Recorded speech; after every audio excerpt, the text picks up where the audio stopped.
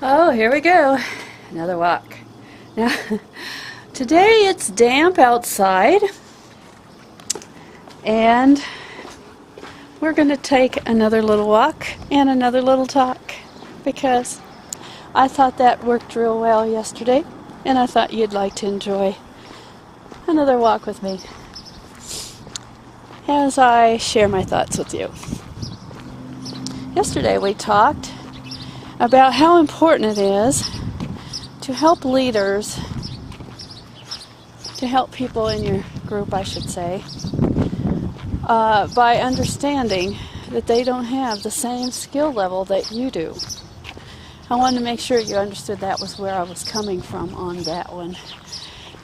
Because, think about it, a skill level,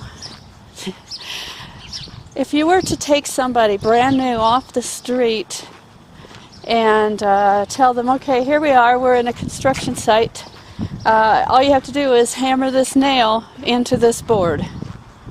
Would he do it correctly? Would he do it the way you want him to do it when he hasn't really been given the skills? Very likely not. I know for a fact in the building industry that many people have to go through quite a long process of understanding the specific skills that go along with building a structure of any kind, whether you were talking a house, a large building, or anything. I heard it said one time by Tom Big Al Schreider that when you want to have people building a bridge, they better have the experience and they better have the know-how, because what would happen if it was not done correctly? A lot of people might be in trouble, might be injured. Same thing goes with anything in life. Specifically, definitely goes with building a business of any kind. But in specific, I'm sorry, I'm kind of getting my thoughts ahead of me. In particular, network marketing. Network marketing is a very, very emotional business. And, you know, we're talking about a person's life here.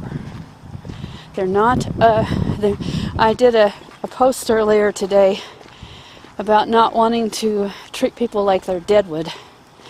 Now, what is deadwood? Deadwood is things that is little bits of wood you find usually on a shore, very likely ocean or a lake shore, and it's pieces of wood that have broken off from either a tree or a large bush, and it has become brittle and dead and dry, and it no longer has any life in it, and it's very, very easy to burn. Now, do we really want to think of people that way? No. Come on, let's get real here. We're thinking about people with emotions and needs, and we can't put our own needs in front of that. I know it's easy to do that because everybody needs money.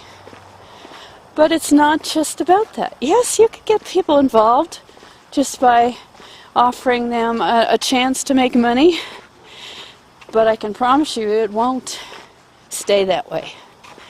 You won't really get into who they are and what their needs are unless you choose to do that.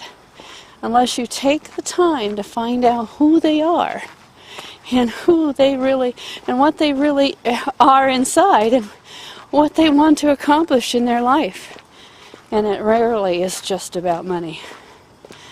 It's usually about something much deeper, like their family, like the dreams they had sometime. Maybe they even lost that dream, and it took a while for them to start to believe they could have that again. So knowing this, that we're talking about a very emotional issue here, a person's life, a person's dreams, we can't take that lightly. We can't. We have to be willing to put aside our own personal agendas of making money, achieving a certain level, whatever it might be. And we need to be willing to try to see things through their eyes. Their eyes. Because they're not going to see things exactly the way you do.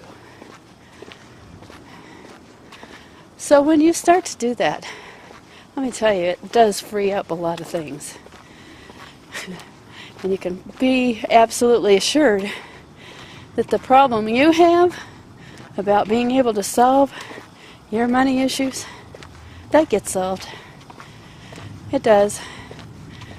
Because when you come from your personal heart and you actually try to get into what's important to them, and then you do that by asking questions and actually finding out about them, taking the time to actually be present with what their needs are.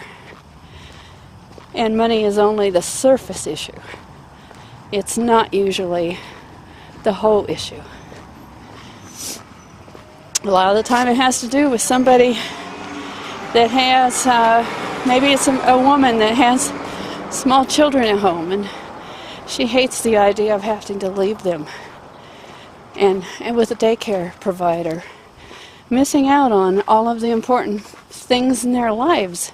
I can totally relate to that. I actually had to work most of my life away from my home before I found this.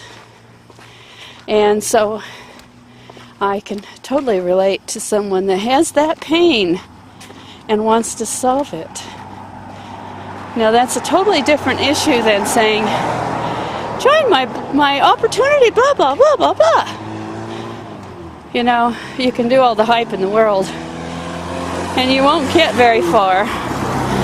And you come across as a pushy salesman, and very often you come across as somebody that's not very attractive, because you're really about your own agenda there.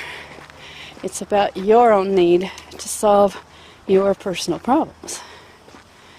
So, to get past that, what can you do today to help someone else?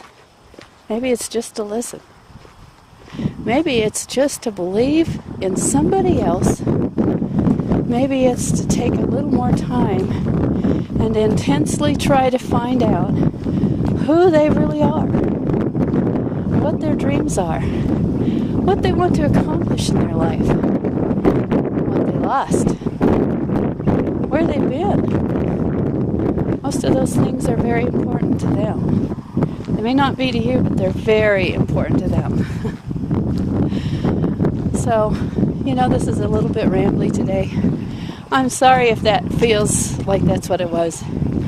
But I wanted you to understand where I'm coming from.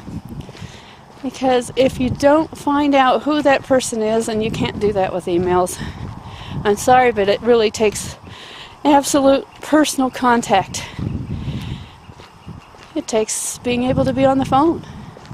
Yes, and that's a skill level as well. So getting back to the builder's skill level analogy that we used earlier, wouldn't it make sense to you